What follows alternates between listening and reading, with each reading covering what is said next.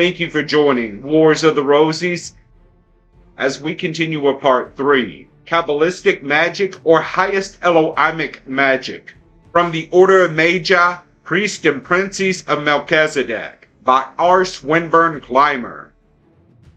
Kabbalistic Magic or Highest Eloimic Magic.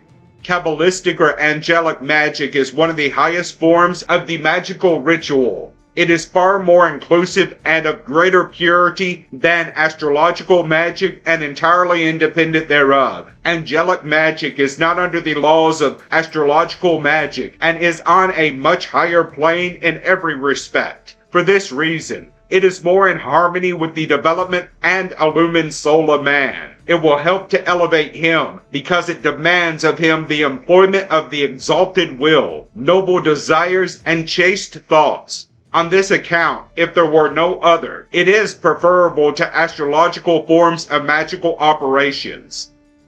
The beginning of the Holy Week. In the beginning of the Holy Week, the invocations by the neophyte may appear feeble, but this need not dishearten the aspirant. The angelic forces and Elohimic powers do not estimate a man according to this feebleness, which is merely an indication of his inexperience and lack of practice. However, they do feel and sense weakness due to lack of faith, a faith concerning themselves and the powers that govern them. And where faith is dormant, the operations become forceless. He who approaches the great work with love and a true heart, with confidence in his ability and his innate power, and with unwavering faith in the trustworthiness of the hierarchic powers, will not be left alone but will be certain to receive the help he requires. Magical operations. In Kabbalistic and Elohimic Magic, under the caption of Magical Operations, instructions are given which, heretofore, were not to be obtained at any price. It teaches in unmistakable terms the reason why magical invocations become all-powerful. It illustrates the results of a system of development and gives in plain and intelligible terms the object of the secret glands. These secrets have been known to the Magi of old, even thousands of years ago in India, where they were given the name Eye of Shiva, or the Eye of the Soul, thereby indicating that this is the eye through which the soul gains sight. The little brain, that entity termed by the Hindus the chakra or will of fire, is a mighty center of power and energy, though in a vast majority of mankind, possibly even in the reader, is now lying dormant, asleep as it were. In Kabbalistic and Elohimic magic, the method whereby the will of fire may be awakened and its power brought into manifestation is fully taught. The vivifying fire. The vivifying fire, the soul energy, which is the activity of the brain, the body and the nerve principle of life, is absorbed by the lungs from the great ocean of force, energy and the eye, the thoughts, desires and the holy mantras acting as filters. Clarify the air so that man absorbs more of the life-generating, vitality-giving, energy-producing power than is possible through ordinary breathing, however deep it may be. The air which the aspirant inbreathes during inhalation, including the oxygen therein, is but the vehicle, the carrier, of the great universal breath, frequently called the divine power of heaven, but by the Magi rightfully termed the Eye. The first religion. The magical or invocation religion was the first great religion. It must be admitted that the highest form of religion is that which places man in direct communication with his God. This pure religious service gradually had to give way as man fell into materialism and unbelief, until at present, except a very few, religion is merely a form. Magical operations.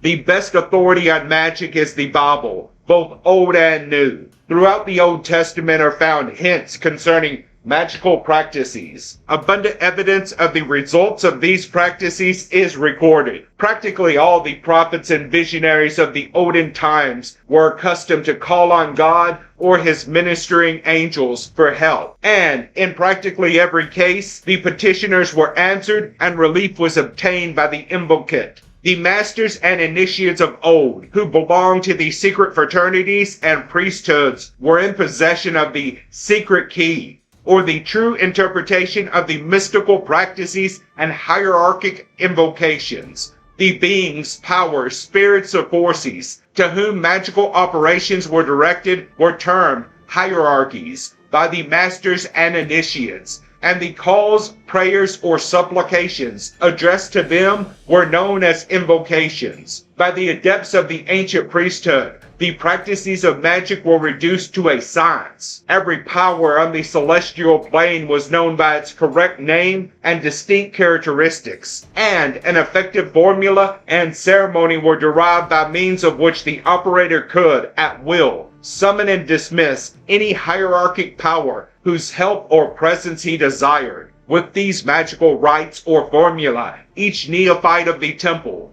must acquaint himself. He must become proficient in the principles of invocation and skillful in the magical art. The simplest and purest class of magical formula is that known as Kabbalistic Magic. In the highest form, these formulae are free from the spirit of revenge and retaliation. The masters of magical formula are men who had devoted their lives to study, to investigation, to personal testing and experimentation. Nor were they satisfied until they had obtained unquestionable results and undeniable evidence. This was possible only by living the life that makes magical operations a verity and a power. These results are possible only through sincerity of motive and purity of purpose. Let no one imagine that mere curiosity and pleasure of experimentation with occult forces can lead to reliable evidence in regard to the verity of magical science, nor that half-hearted, skeptical, or irreverential testing unveils the true basis of magic. The seat of power. It is a fact well known to the masters and initiates that there is, within the material, physical brain, another, often called the little brain, or the spiritual brain. The little inner brain is the seat of spiritual and magical power. This brain is the organ employed in the performance of magical rites and invocative ceremonies. It is but reasonable to claim that unless this organ is highly developed and keenly alive, alert and active, proficiency in the magical art is impossible. As a matter of fact, the brain or physical center of spiritual power is dormant in the majority of mankind. It readily can be brought to a state of activity through religious devotion, mystical practices, and magical operations. The seat of the essence of power. Of this gland, organ, or inner brain, science generally knows little. In the majority of individuals, this gland is practically dead, non-existent, or inactive. It is in a dried up or withered, inert condition. When awakened to activity, it secretes a serum or fluidic essence. This secretion is the center or the organ of transcendental mystic power. This gland or organ, brought to a highly sensitized state of activity, is the throne of man's deific nature. Herein is clearly indicated the importance of mystical exercises and drills, and of the magical and invocative formula. The mystic brain. The development of this inner mystic brain is the foundation on which rests all magical success. The activity or dormancy of this organ explains why some men are adepts in magic, while others are indifferent or even hostile to it, regarding it as folly or superstition. The two brains. Once more, man's two-foldedness reveals itself in the fact that for the material or physical mind there is a material or physical brain, while for the spiritual or mystical mind there is a corresponding physical brain center, which may be designated as the mystic or spiritual brain. The ordinary brain of man may be in a highly developed state, while the mystic brain center may be practically inert. The reason for this is not far to seek. The brain is developed according to the channel or channels in which one's thoughts and attention, interest, and activities are directed. Development of the mystical brain. Just as the ordinary brain is subject to growth, stimulation, and change, so also is the mystic brain disposed to exercise and cultivation. It may be aroused from its withered and apparently dead state and quickened into life and activity until it becomes a center of transcendent power. The food of the mystical brain. The mystic brain is developed, quickened, made alive, only through devotion, religious fervor, or magical and mystic operations, through directing one's thought and attention to spiritual subjects, through an absorbing interest in things eternal, through filling and exercising the aesthetic nature, through encouraging and stimulating the power of the soul, emphasizing the means of development.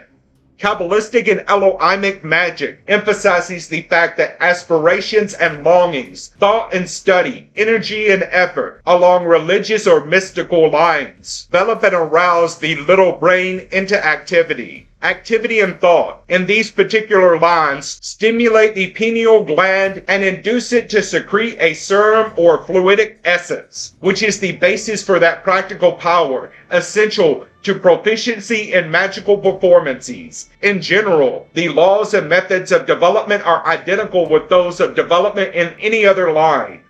Partial list of contents. How changes are brought about. How the cells of power are built. The center of soul or magical power. Man's possibilities are unlimited. How the magician's power or force is developed. How the mystical brain is developed. Highest power. A matter of gradual growth. The system of hierarchic rulership. Vital mantras and breathing. The means. The power and charged substances. Kabbalistic Magic.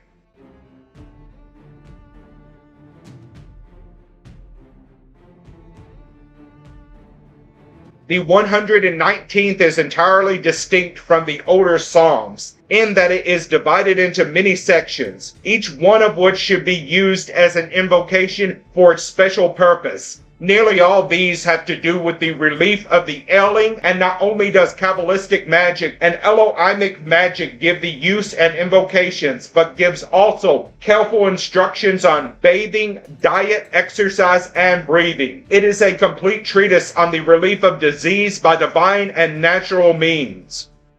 Highest Eloimic invocations.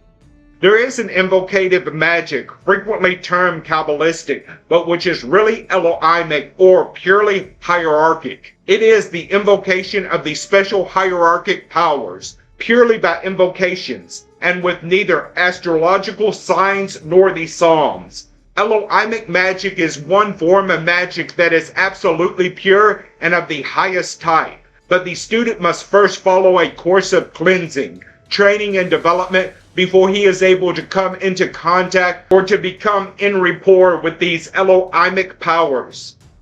The highest order of the Elohim are the 10 parts of the great universal Father. They may be considered as co-partners with God, for they are direct parts or emanations from Him.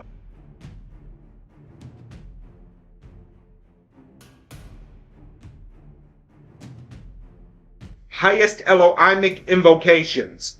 Invocations for first principles. There are many students of the mystic and occult who seek to invocate first principles rather than the emanation of these principles. In order that the novice may be properly taught, Kabbalistic magic and Elohimic magic offers full instructions. Guru Rakadaza, the author, considers it preferable to use the invocations to the ruling hierarchies as indicated in this chapter, though not all are of like mind, and those who prefer the invocations to the emanations or deputies of the ruling hierarchies may choose to do so.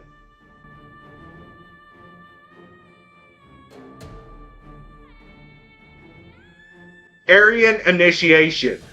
Mysteries of the Tantra, Laya and Mantra Yoga. The science of Tantra, Laya and Mantra Yoga, of the Aryan sages throve well in the hands of the ancients. The Aryan sages and rishis were the discoverers of the sciences of psychic and spiritual unfoldment. These mysteries have been known and practiced in the East From time immemorial, these sages devoted centuries to the successful unraveling of the forces latent in man, body, mind, and spirit. As time passes, these sciences which had a noble end in view degenerated in the hands of ignorant and unscrupulous practitioners, so much so that these sacred mysteries were misunderstood and gradually fell into disuse. The Holy Art. The key to understanding the making of talismans are given in the 6th textbook of the Magi, concerning the cross, the magic wand, the sword, incense, candles, the pentagram, the hexagram, changing of instruments, holy water and oil as to dress, material of clothing, the altar, candlesticks, as to the shape of instruments, size of anything used, ink, the spiritual elements, time when priests should meet, missing a drill or exercise, 2 or more working together, books of instructions, the work, limited work, the circle of protection, the breathing exercises, pineal gland drill, the youth or vital drill. Physical description, Kabbalistic and Eloimic Magic is the 3rd textbook of the Order of the Magi. It contains 248 pages, is printed on imported parchment, manuscript style, one side of sheet only, bound in genuine leather, gold stamped. Thank you for watching, and please don't forget to share, like, subscribe, and comment. And if you can, please consider donating to Wars of the Rosies. Links to PayPal and Patreon are in the description. Thank you so very much.